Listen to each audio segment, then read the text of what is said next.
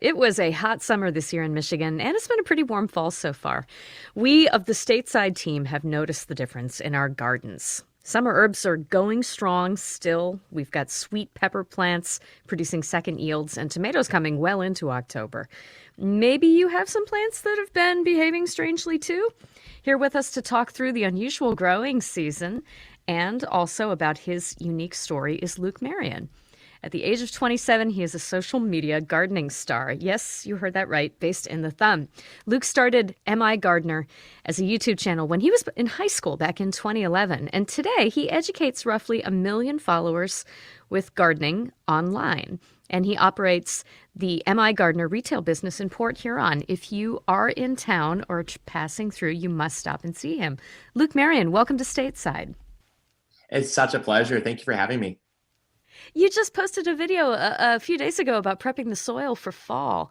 Oh my gosh, people must be kind of zonked out from all the gardening that they did so far. Why is this a thing that's important to happen right now?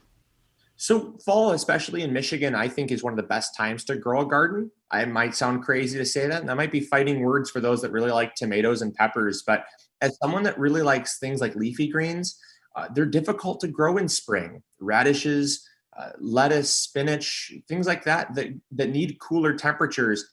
If you've been in Michigan for spring, you'll know that if you blink, you miss it. And that's one of the things about fall that's so nice is rather than getting warmer faster, it's actually getting cooler slower. It's a lot more, I guess, easier to decide what to plant when, because I've planted things like lettuce and then the next week I'm planting things like tomatoes. Whereas in fall, it's way more gradual. It's way easier to make those kind of calculated decisions in the garden, but also have way more time to grow a crop successfully. Luke, that is quite the hot take. Everyone gets so feverish around the spring gardening season. I am totally with you. I've been perverse enough to try my gardening through the winter seasons too. Not this year, but some years. And I agree, there are some great things you can do at atypical times of the year. Do you notice very much about how people's interest sort of waxes and wanes through the seasons? What are falls usually like for you in terms of the kinds of questions you're getting and just how much interest people have? Yeah, so we really have made it a mission of ours to start pressing fall gardening, really promoting it. So you're starting to see a cultural change in gardeners where before, as soon as tomatoes were done, the garden was done. And we really said, no, I don't think that's the way that it should be, because it's such a beautiful time of the year where you can grow summer crops because of the daytime temperatures still being warm, but you're also getting nighttime temperatures dipping down into the low 40s, upper 40s, where things like lettuce and cold weather crops thrive. And so a lot of gardeners have started to change their perspective on how they garden and when they garden. But we do get a lot of questions, are things like how to prep your beds for fall, how to put your beds to bed for the winter, getting your beds ready for spring. Gardeners are already starting to think about spring, despite the fact that winter hasn't even arrived yet. So about this growing season that we've had, like I mentioned, there were very hot periods this summer and a lot of rain, and we've had a really warm October. Do you have anything that you're telling people to keep in mind right now about the type of season that we're into? The biggest thing I've been saying is it's not over till it's over. That's the one thing that I always say is you never quite know when the first frost is going to be. Sometimes it's very early, sometimes it's very late. Sometimes you have warmer seasons, sometimes you have cooler seasons. And a lot of gardeners, they tend to go by these set dates as if they were set in stone. And I've always said that a garden is not over until it is over. Don't pull your tomato plants out. If they're still alive and they're still producing fruits, leave them in. I never pull my garden out until the garden dies from a frost. And as long as we don't get a frost, the daytime temperatures come into the upper 40s, lower 50s, you can ripen tomatoes in those temperatures. And if I get one or two more tomatoes, that's one or two more tomato sandwiches I get to enjoy. There are a lot of people who garden, get started with gardening when they're kids, but not everybody, sets out to actually help others do it. What did you have in mind? Were people just coming to you and asking you questions, or was it more of an experiment for yourself to see if you could do it? When I first started, I started just to kind of show people what I was doing in the garden. I didn't have many friends in high school that were into gardening. I was kind of seen as an outcast, and I saw the internet as kind of a way to meet like-minded people. So I started doing YouTube videos just showing what I was growing, and it started to attract an audience of people that were interested. And then it turned into, how do you grow that? How are you growing that so well? Can you show us, when you're planting, why you're planting, how, the what and why and how of gardening. And that's really what I transitioned into. And that ultimately led into 5 videos a week, over 1,500 videos over the course of our channel's life. And just about every topic of gardening has been covered and then recovered some more sometimes. And it's just, it's a great, like I said, it's a great way to reach new people. So yeah, that's how I started. And I found that I met so many great people that it kept me going. And that's what motivates me. At what point did you start to see this as a form of community? Was there something in the feedback that you were getting in the comments or that people were saying to you when they saw you? Absolutely. Yeah. So once I started seeing people say, this video really helped me out, thank you, or this video changed the way I looked at gardening, that gave me motivation. But also when I started to actually meet people, if I was on Facebook or in the YouTube comments and I'd see people that would compliment my garden or tell me that my garden looked beautiful, those were like-minded people that I wanted to reach initially. That was the initial goal of my channel, was just to make friends, talk to people that might be my age. And obviously the internet reaches all age brackets. So I was talking to people 50 plus, people 80 plus, and people that were younger than me as well. So it opened up so many amazing opportunities for me to meet amazing people and to get to interact, I guess, on a level that I didn't get in my current social circle being in high school. Mm-hmm. Well, that's one of the things that's so funny to me about your story is, to me, it feels like a reversal. I feel like the way I've connected with other people gardening is at the hardware store picking up seeds, or a seed shop.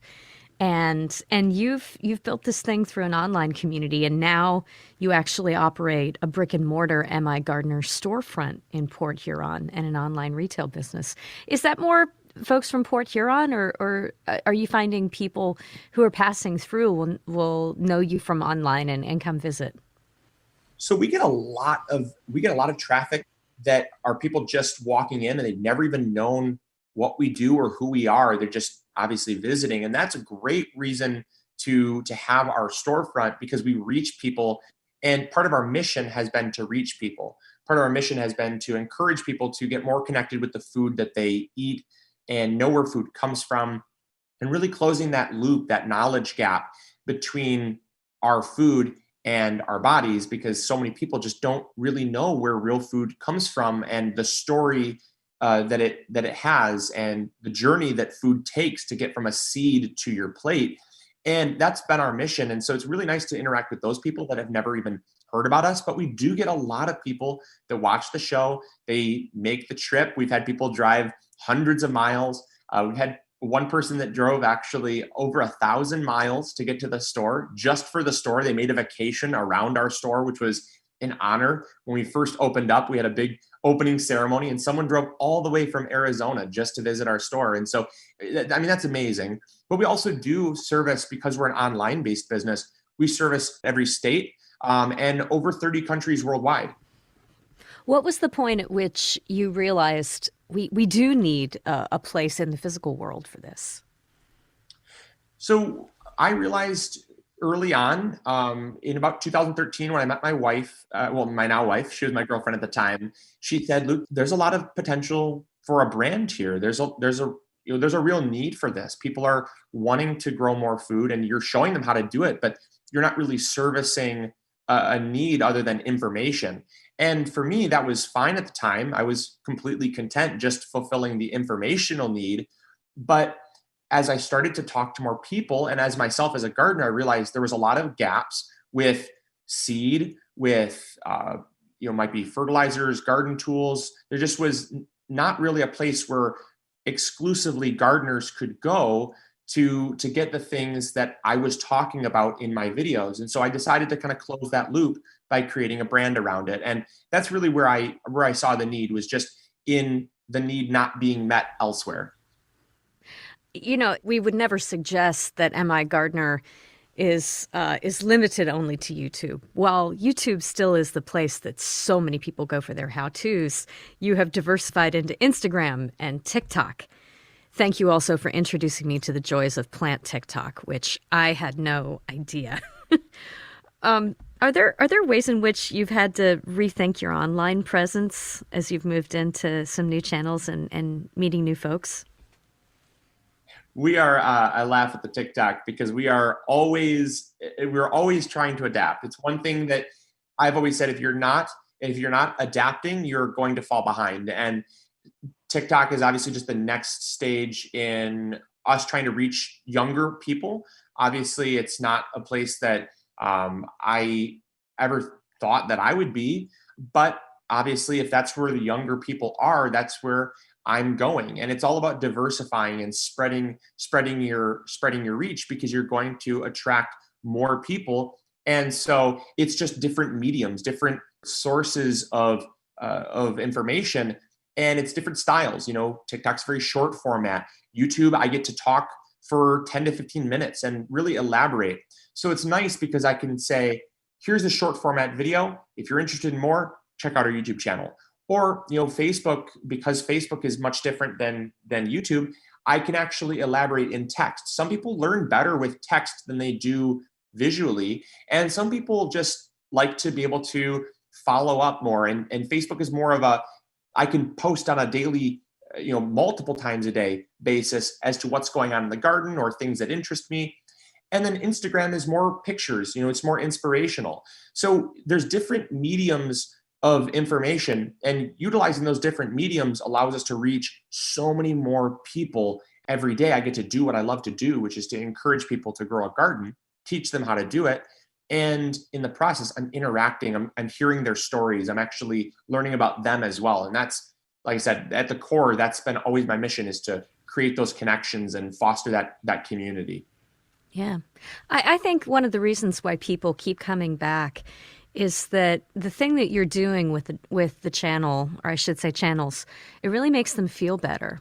I mean, you're there with a lot of good information and stuff that they want to know, but you're just so enthusiastic about your work too. And I'm sure that that's been a light for a lot of folks who maybe have turned to gardening or turned back into gardening over the past couple of years. I mean, I wonder about this for anybody who has to maintain a daily online presence. Is that difficult ever to maintain? It definitely is. There's certainly a balance that you have to have, because technology is right at our fingertips. And obviously, when that's my work, I'm very proud to call that my work, but it does come with its challenges, where sometimes you have to say work ends here. And when it's the garden is such a part of our lifestyle. We're in it daily. We're managing it. We're harvesting it. Sometimes I want to take a picture and post it. And sometimes I have to tell myself, I've had my fill for the day. This is now time with my daughter or my wife. And there does have to be that kind of cutoff point, because it can really blur lines. But also with the speed at which information moves nowadays, I always want to tell someone what I'm doing or what I'm up to. And sometimes it can be a bit overwhelming, because I do have so many different channels that I want to post to, and there's so many different styles of information that I do sometimes struggle with maybe prioritizing one over the other. And so creating that balance takes time. It's definitely a learning experience as to how much time to dedicate, where to dedicate my time, and kind of where to put my effort for the day. And I usually start out with a day's plan, what I want to do for the day. And then I follow that day's plan, because if I don't, then I'm off on a rabbit trail, and who knows where I end up. Right. What's your attitude toward being transparent and sharing when you have a gardening fail? It's extremely important. For me, obviously, people look up to me, and I'm aware that a lot of people look up to me for advice, but also inspiration. And if you're only ever going to show your successes, it really leads people on to believe that gardening might be easier than it is, or create some type of facade that doesn't actually exist. And so creating that transparency has been so important for me, because if I do have a failure, it only highlights that I'm human. And people ultimately want to resonate with humans. I don't think people want to, I'm maybe I could be wrong, but I don't necessarily want to watch people that are perfect all the time, because I know that that's not realistic. I know that I have weeds. I know that sometimes I have plants that die. I do have experiments in my garden that don't go according to plan. And showing that shows people the ebbs and flows of a garden. It's not always going to be successful. Not every year, every crop does well. And it's okay if it doesn't go according to plan. It's obvious that you and Cindy are full of ideas for what you can do with this and what you can show people. But I wonder if you're at a place with your gardening where you're sort of at a happy spot right now and you feel like you're sort of on top of it, or if there are still goals that you have or stuff that you want to learn how to do or try to do. Yeah, I always have goals. In fact, every year I'm known for setting next year's goals. I'm actually transparent about those goals. I outline the successes and failures of that year, and I kind of recap the year, and I say, this is what I want to do next year. This is what I want to improve on. This is what I learned. Because again, I also go off of something that I heard at a very early age, where it's that you're never done learning. And I've taken that my whole life, where I've said I'm never done learning. And I learn from every experience, every failure, every success. Every opportunity in life comes with the opportunity to learn something new. And that also pertains to our goals, is taking things that we learned and using them. And that really helps to, I guess, shine a light on the path that we want to take in our garden, but also our business and our career and our lifestyle. And so, yeah, we definitely do set goals still. Coming to us from Maryville in the Thumb, Luke Marion, better known online as MIGardener. Luke, it's such a pleasure talking to you. Thank you so much for telling us your story. It's been a pleasure. It's been an honor. And I really appreciate the opportunity to come onto your platform, which is something that I don't have the ability to do always. So thank you for letting me come onto the radio medium.